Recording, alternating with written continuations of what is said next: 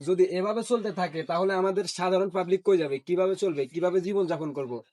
এগুলা নিয়ে এই প্রশ্নগুলো আমার মহামান্য প্রধানমন্ত্রী তারেক রহমানের কাছে এই প্রশ্নগুলো, যে আমাদের সাধারণ মানুষ কিভাবে চলবে যদি আপনি আপনার দেশের মানুষকে এভাবে অশান্তিতে রাখেন, এভাবে উশৃঙ্খল ভাবে রাখেন, তাহলে আমাদের দেশের মানুষ কিভাবে চলবে, কিভাবে খাবে আর কিভাবে বাঁচবে? ফ্যামিলির গার্ডিয়ান বাড়িতে নাই, এর লাগে কি করছে, বিলের কারেন্টের মিটারের লাইনটা ডাইরেক্ট কাটা দিছে দেখেন।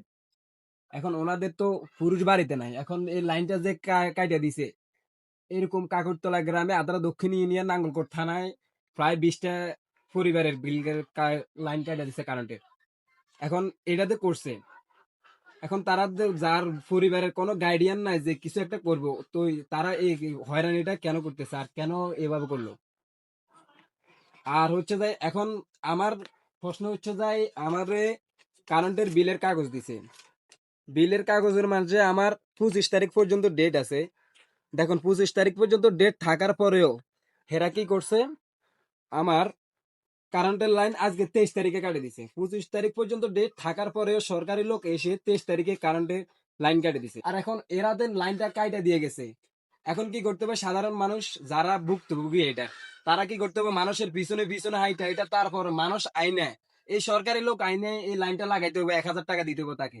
এখন তার 2,000 টাকা, মাত্র 2,000 টাকা বিলের কারণে, 3 মাসে 2,000 টাকা বিলের কারণে তার লাইনটা কাইটা দিছে।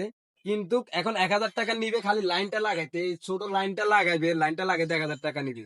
আমরা দেখলাম যে 2বার বিদ্যুতের ইউনিটের দাম বাড়ানো হয়েছে, এবারে 1 টাকা 17 পয়সা প্রতি ইউনিটে বাড়ানো হয়েছে। এভাবে বিদ্যুতের ইউনিটের দামও বাড়াচ্ছে, এভাবে মানুষের হয়রানি করে, মানুষ থেকে জিম্মি করে টাকা নিচ্ছে। আমরা আগে একটা মিটার দেখে আসছি, এখন দেখেন আরেকটা মিটার সেম ভাবে ওনারা কাটে দিয়ে গেছে। ওনাদেরকে পারিবারিক লোক যারা আছে, এই মিটারের মালিক যারা আছে, তারা ওনাদেরকে বলছে যে ভাই আধা ঘন্টা ওয়েট করেন, এখনো তো 2টা দিন আছে, 23 তারিখ আজকে, 25 তারিখ কারেন্টের বিলের লাস্ট ডেট। তা আপনি 23 তারিখে কাটতেছেন কেন? এখন ও 2টা মিনিট, 2টা দিন ওয়েট করেন, আর না হয় আধা ঘন্টা ওয়েট করেন, আমি টাকা ম্যানেজ করে দিতেছি। কিন্তু এই কথাগুলো না শুনে আবারও আরেকটা মিটার দেখেন, এইভাবে কাকরতলা গ্রামের অনেকগুলা মিটার কাটে গেছে। তো জনাব তারেক রহমান এগুলা কি করার জন্য কি মানে আদেশ নির্দেশ দিতেছে কি সরকারি লোকগুলা? কাগরতলা দক্ষিণপাড়া আলমগীর কাকাদের মিটার, ওনাদের মিটারটা বেশি দিন হয় না লাগাইছে, অল্প কিছুদিন হয়েছে লাগাইছে। তো এত অল্প দিনের মধ্যে মিটারটা কি পরিমাণ কারেন্টের বিল জ্বলছে আমরা জানি না। অল্প কিছু কারেন্টের বিলের লাগিয়া এই মিটারটা একাইটা দিয়ে গেছে, কারো কথা শুনে নাই, কিছু করে নাই। তো কাকরতলা দক্ষিণপাড়া বাসিরের বেশ সাথে হিরু ভাইয়ের মিটারটা, ওনার মিটারটা এভাবে কাটে দিয়ে গেছে। ওনার মিটারটাতে সমস্যা হয়েছে কি, ওনার অতিরিক্ত বিলে উঠে রাখছে, মিটারের সাথে ওনার সাথে কোনো মিল নাই, তাও উনি মিটারের বিলটা অনেক অনেক উঠে রাখছে।